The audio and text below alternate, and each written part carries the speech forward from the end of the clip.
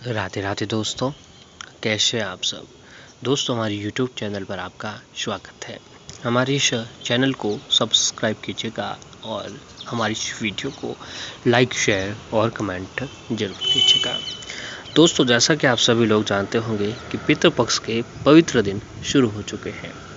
वैसे तो दोस्तों, पितृपक्ष के इन दिनों में किसी भी तरह के शुभ कार्यों की मनाही होती है, लेकिन इन दिनों में जो है दोस्तों, पितरों की पूजा आराधना करके उनका आशीर्वाद प्राप्त करना काफ़ी शुभ माना जाता है। क्योंकि हमारे पूरे साल भर में 365 दिनों में से दोस्तों मात्र 15 दिन ये दिन जो है पितरों को समर्पित होते हैं। या दोस्तों 365 दिनों में से ये 15 दिन पितरों को समर्पित होते हैं। और इन दिनों को लेकर ऐसी मान्यता है कि इन दिनों में जो हमारे पितृ जो है दोस्तों स्वर्ग लोक से धरती पर विचरण करने के लिए आते हैं और हमारे द्वारा किया गया पिंडदान, तर्पण, श्राद्ध उन सभी को ग्रहण करके तृप्त होकर हमें आशीर्वाद देते हैं।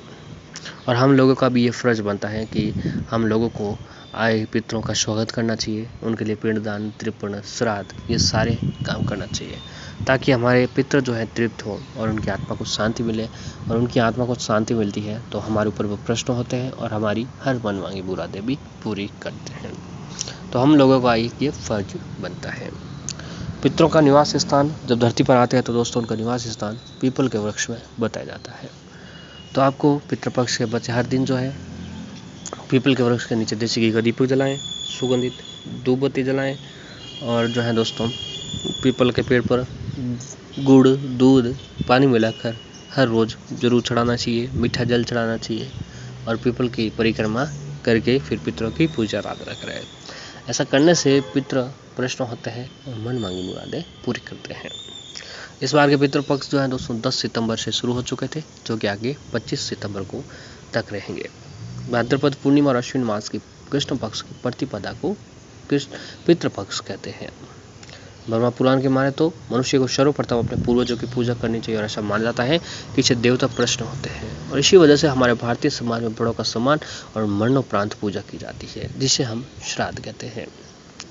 वैसे तो श्राद्ध अपनी जो है दोस्तों पितरों की मृत्यु तिथि पर करनी चाहिए। अगर किसी कारणवश आप मृत्यु तिथि भूल चुके हैं तो आप लोगों को जो है दोस्तों अश्विन अमावस्या के दिन पूजा कर सकते हैं, जिसे सर्व पितृअमावस्या, सर्वपर्व अमावस्या कहा जाता है। श्राद्ध के दिन हम तर्पण करके अपने पूर्वजों का स्मरण करते हैं। ब्राह्मण या फिर जरूरतमंद लोगों को भोजन, दान, दक्षिणा अर्पित करते हैं। पद्य पुराण व अन्य कई स्मृति ग्रंथों में कहा गया है कि जो पितृपक्ष में अपने पितरों के निमित्त अपने सामर्थ्य के अनुसार पूरे विधि विधान से श्राद्ध करता है उसकी सभी इच्छाएं पूरी होती हैं, साथ ही हर तरह की रुकावटें दूर हो जाती हैं। तो आपको ये काम जो है दोस्तों जरूर करना चाहिए। अब पितरों से जुड़े हुए कुछ खास उपाय और पितरों की आत्मा की शांति के लिए कुछ हमारे शास्त्रों में कुछ बहुत से उपाय बताए जाते हैं, जिन्हें करने से पितृ प्रश्न होते हैं, मन मांगी मुरादें पूरी करते हैं। तो दोस्तों हम आपको बताएंगे आज के दिन चावल से जुड़े हुए कुछ ऐसे खास उपाय जो पितृ पक्ष पे किए जाते हैं और चावल की ही इस्तेमाल ज़्यादा क्यों किया जाता है उसके बारे में जो है दोस्तों हमें आपको आगे बताएंगे। दोस्तों, पितृपक्ष में पूर्वजों के निमित्त पिंडदान करने, श्राद्ध करने की परंपरा आदिकाल से चली आ रही है। भाद्रपद महीने की पूर्णिमा से श्राद्ध पक्ष की शुरुआत हो जाती है और कहते हैं कि पितृपक्ष के दौरान पितृ धरती पर अपने वंशजों से मिलने आते हैं और इस दौरान में उन्हें आशीर्वाद भी देते हैं। ऐसे में वंशज भी अपने पितरों के लिए तर्पण, दान, पिंडदान, क्रम, श्राद्ध और पूजा आदि करते हैं। इस दौरान पितरों के नाम से दान किया जाता है और ब्राह्मणों को भोजन कराया जाता है। तो दोस्तों आइए जानते हैं कि पिंडदान में चावल की पिंडी का महत्व क्या है।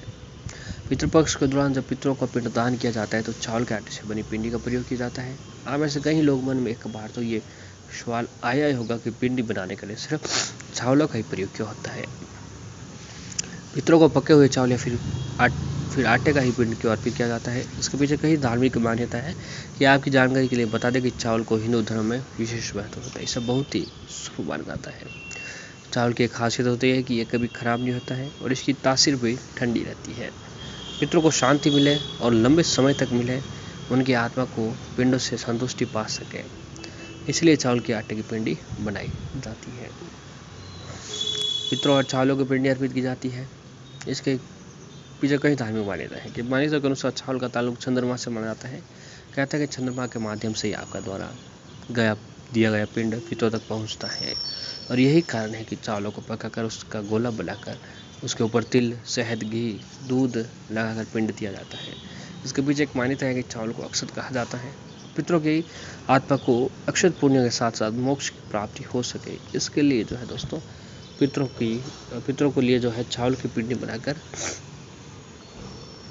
इसलिए चावलों की पिंडी बनाई जाती है। तो दोस्तों आपको ये काम जरूर करना चाहिए। अगर ये काम पितृपक्ष के इन पवित्र दिनों में करते हैं तो पितरों का आशीर्वाद बना रहता है। अब दोस्तों आइए जानते हैं कि चावलों से जुड़ा हुआ आपको कौन सा उपाय करनी चाहिए जिससे पितृ प्रसन्न हो, तृप्त हो और हमारी पितरों की आत्मा को शांति प्राप्त हो सके। तो दोस्तों सबसे पहला उपाय है कि अगर आप लोगों को पितृ दोष लगा हुआ है, जी हाँ दोस्तों, कहीं बार पितृ दोष लगने की वजह से हम कार्यों में आगे नहीं बढ़ पाते हैं या फिर हमारे कार्यों में सफलता नहीं मिल पाती, खूब मेहनत करते हैं फिर भी जो है दोस्तों हमारी मेहनत का फल हमें जो है नहीं मिल पाता है।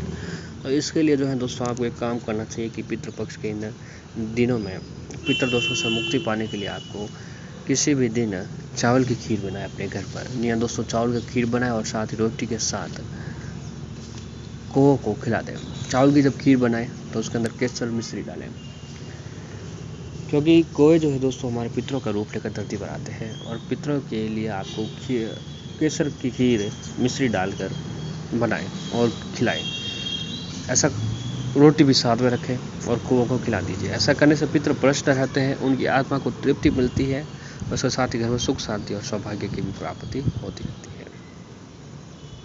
तो ये काम आपको पितृपक्ष के इन दिनों में जरूर करना चाहिए।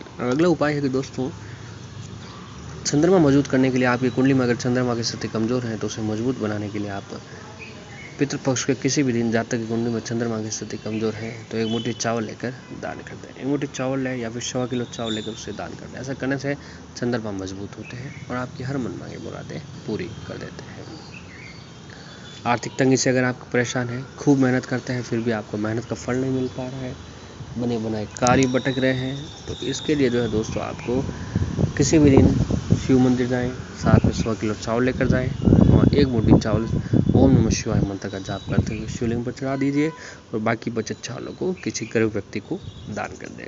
ऐसा करने से शिव जी भी प्रसन्न होते हैं और पितरों का भी आशीर्वाद बनता है। अगर आपकी आर्थिक समस्या से आप परेशान हैं तो इसे सर्व पितृ अमावस्या के दिन पितरों को खीर का भोग लगाएं, उन्हें दूध चावल से बड़ा खीर और पूरी अर्पित करें। यदि भोजन चांदी के बर्तन में परोसा जाए तो और भी शुभ होता है। पितरों की खीर पूरी चढ़ाने के बाद 21 कन्याओं को 7 बालकों को पूरी खीर खिलाएं। ऐसा करने से पितृ प्रसन्न होते हैं, साथ ही घर में धन धान्य आता है। इससे परिवार के लोगों की आय के स्रोत भी बढ़ते हैं।